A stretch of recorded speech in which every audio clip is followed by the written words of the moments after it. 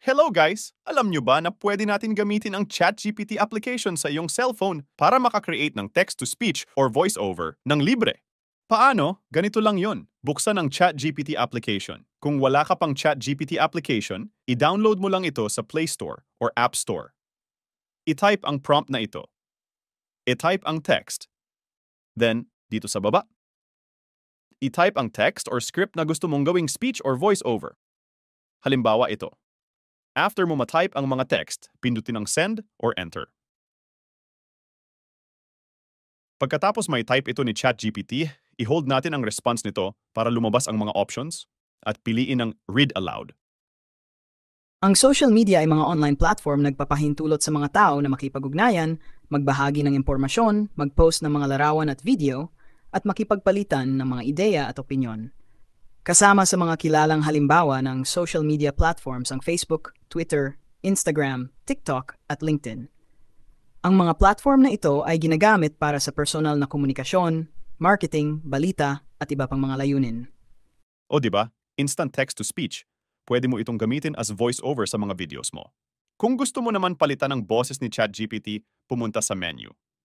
Buksan ang 3 dots or more options, then voice. Hey, it's great to meet you. How's your day going?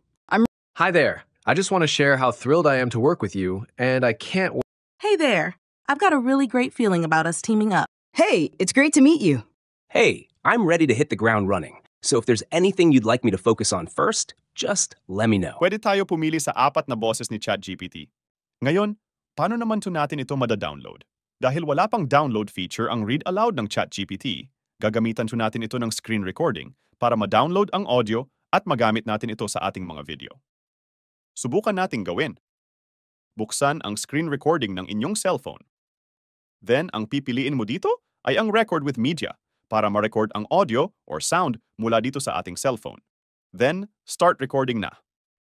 Ngayon, gawin ulit natin ang read aloud sa ChatGPT.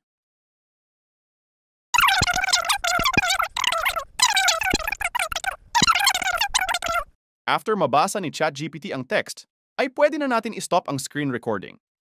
At automatic na masasave sa ating gallery ang video ng screen recording, syempre kasama ang speech or voice-over mula sa ChatGPT. Pwede na natin i-extract ang audio gamit ang mga editing software, tulad ng CapCut at iba pa. Oh, di ba madali lang? Sana nakatulong ang video na ito. Huwag mo kalimutan mag-subscribe para sa mga bagong video updates. Bye!